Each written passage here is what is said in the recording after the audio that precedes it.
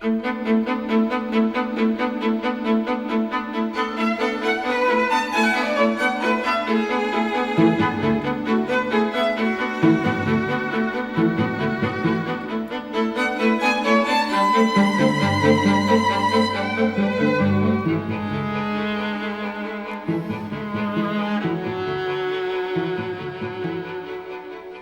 samedi matin-là, on se retrouve entre amis, parents et invités pour la dernière journée de chasse, et celle-ci promet d'être belle. Après avoir rappelé les consignes et placé les hommes, le président donne le signal. On va encercler le bois et lancer les chiens. Les amis, femmes et enfants qui ont choisi la promenade partent dans le bois opposé à la chasse. Les chiens partent sur les traces avec les rabatteurs, les postes sont pris dans la discipline, chacun ayant en tête les consignes 1000 fois rabâchées. Aucun accident n'est venu gâter la saison, ce n'est pas aujourd'hui qu'il arrivera.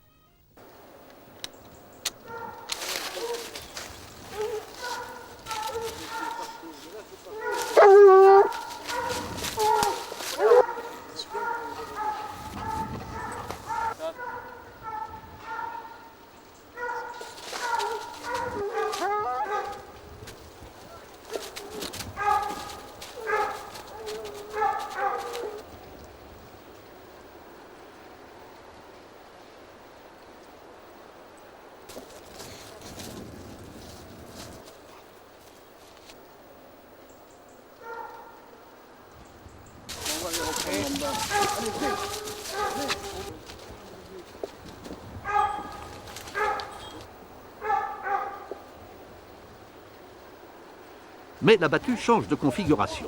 Les sangliers ont fait le tour du bois, repéré les chasseurs et trouvé l'ouverture.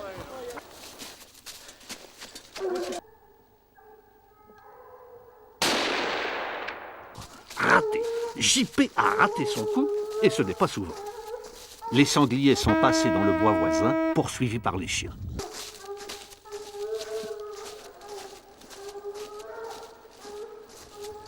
La belle discipline du début en a pris un sérieux coup.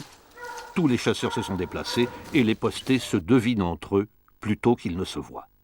Ils vont peut-être mieux passer là. Quand même. Venez, les chiens. Ça y est, les voilà. Bernard tire. Il l'a touché, c'est sûr, il l'a vu tomber. Je sais pas où vous êtes tiré quand je l'avais bien, je savais pas où était Bernard. Ah, Donc là-bas. Mais vous êtes mal placé. Mais les bêtes sont passées dans un troisième bois. Bah, je le tire là, juste. Oh putain, tu l'as beau. Ouais. Je l'ai beau. Oh. Mais ça l'a touché. T'es sûr d'avoir touché? Ah oui, ça l'a, il est tombé. Hop. Ouais. Et là, il me venait droit dessus, j'étais mal placé. Il me venait droit dessus. Je le voyais pas large. JP n'en revient pas de l'avoir raté la première fois. Il connaît bien le terrain. Il est précisément chez lui. Depuis tout petit, il connaît parfaitement le bois. Il va se poster ici. Le sanglier va sortir là. D'ailleurs, les chiens se rapprochent. La bête est nécessairement devant.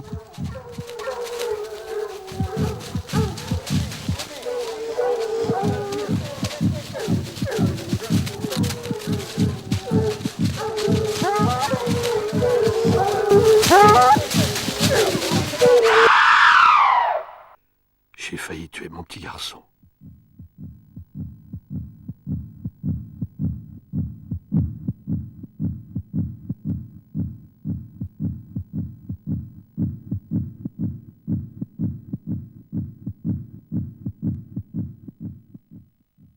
Je ne savais pas où il était, ni rien. Bon, il y a un sanglier qui passait, j'ai tiré. C'était pas mon fils, c'était un de mes copains. Il était mort. Et puis, je crois que là, il y a un grand vide qui se fait. On s'assoit, on pleure. Il y a 25 ans que je chasse, il n'y a eu jamais de problème. Quand je suis arrivé là-bas, j'ai dit, mais qu'est-ce qu'il foutait là? Alors que c'est moi qui l'avais placé, à 900 mètres de là. Bon, puis je crois que toutes les questions à ce moment-là sont inutiles. On est complètement à côté de la plaque, de toute façon, à ce moment-là. Et on dit, il aurait pas dû, il a eu tort. Et le chasseur qui a tiré, c'est mon voisin, c'est son voisin. Et bien quand il faut arriver sur les lieux, croyez-moi, premier coup j'ai pas pu y aller, hein. Je me suis couché, j'ai pas pu. On chassait dans des fourrés, c'était vraiment fourré. Et j'aurais pas dû tirer. Je crois qu'on s'est tous assis, on savait plus quoi faire.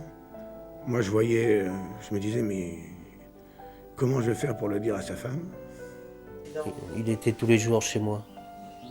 C'était mon meilleur ami. Ça a été quelque chose d'abominable, c'est d'indescriptible. Il y avait là 4 sangliers de mort. Lui, mort à côté de son sanglier, à 2 mètres. Mon fils qui me disait, moi j'ai entendu les balles siffler autour de moi. Ça a été une après-midi absolument abominable. Il a quitté son poste, il n'y a pas de problème, mais personne ne sait pourquoi, comment, personne ne le sait, personne ne le saura, il est le seul à le savoir. Les copains, bon, j'en vois plus. Hein. On voit plus de copains. Ils m'ont carrément laissé tomber. Après le procès.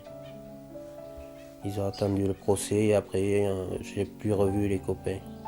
Quand il a vu son père étendu, mettez-vous à sa place. Hein. Et après, pour aller avertir la famille. Après, il faut aller dans la maison, il faut rencontrer la femme, il faut rencontrer son enfant. C'est des moments qui sont...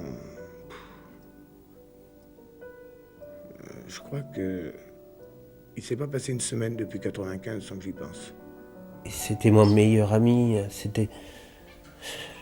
C'est affreux à dire. On voit plein de choses qui défilent dans la tête et puis... je crois qu'on s'en remet pas. On s'est jamais remis.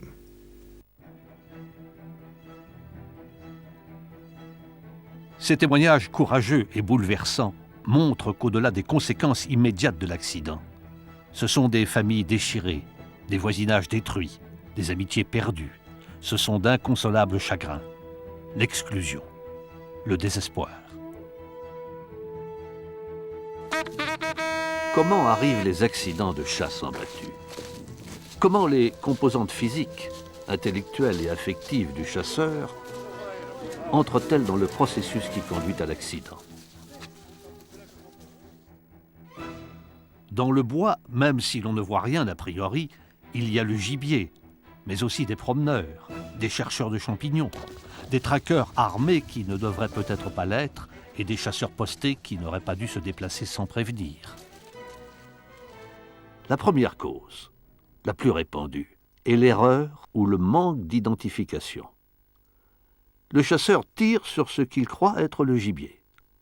Mauvaise visibilité, précipitation, peur de rater vis-à-vis des autres, hallucination, volonté de bien faire, crainte de ne pas revoir du gibier avant longtemps. La deuxième est bien la désorganisation subite de la battue. Cette animation illustre bien la scène de chasse précédente et montre le déplacement aléatoire des postés en fonction du déplacement du gibier. Plus personne ne voit vraiment où est qui, si ces déplacements n'ont pas été soigneusement prévus. Je sais pas où vous êtes tiré quand je l'avais bien, je savais pas où était Bernard. Ah, Donc là-bas. Mais vous êtes mal placé. La troisième, c'est la pression des autres qui s'exerce sur le chasseur, la peur de rater. Cette pression peut générer un phénomène hallucinatoire qui fait prendre pendant 1/10 de seconde n'importe quelle forme ou mouvement pour le gibier attendu. La quatrième, c'est qu'en 1/10 de seconde, le chasseur doit analyser un grand nombre de données qui relèvent du réflexe, forme, couleur, mouvement, vitesse, hausse, guidon, cible, zone de tir. Toutes ces données, en si peu de temps, dénaturent l'image du gibier dans l'esprit du chasseur pour être remplacée par la notion de cible. Ce qui va sortir du bois est une cible sur laquelle il doit tirer. C'est heureusement que je porte les yeux, dis. Je le vois monter, je dois sortir du bois là-bas, je crie, c'est pour ça que je vous crie. La cinquième relève de la passion. Cette belle mécanique intellectuelle se laissera-t-elle phagocyter par les ondes passionnelles? Trop souvent, la réponse est oui.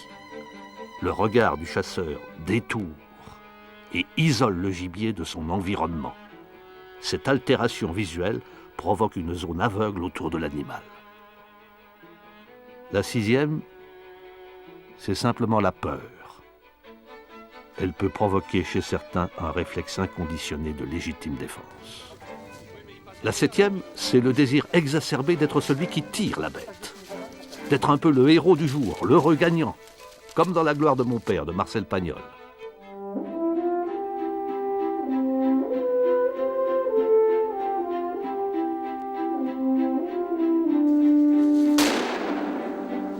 Après.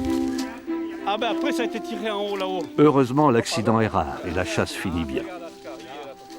C'est une activité ancestrale qui s'adapte aux changements socioculturels d'une civilisation de loisirs. C'est un plaisir. C'est une passion. Faisons ce qu'il faut pour qu'elle ne soit que cela. Je l'entendais de l'autre côté de la route. Je l'entendais dans les sapeurs. Je l'entendais venir dans les sapeurs, je l'ai vu traverser la route. Mais bon, mais je voulais pas le traverser. J'ai tiré d'autres. Non, après Bernard était dans la ligne, j'ai tiré après. Ouais. Et c'est vrai que bon, mais quand même, j'aurais dû le...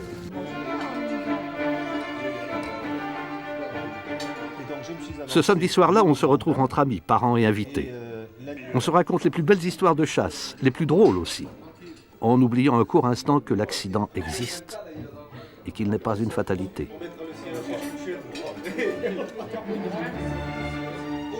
C'est une somme de circonstances dont l'arbre des causes est parfaitement connu de tous.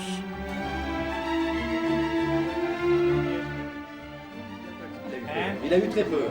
J'étais pratiquement sûr de l'avoir. Il s'est pris au moins La vigilance du chasseur en position de tir ne doit jamais se relâcher, ne serait-ce que d'un dixième de seconde. Comme l'accident de la route ou l'accident du travail, il peut arriver à tout moment et à chacun de nous.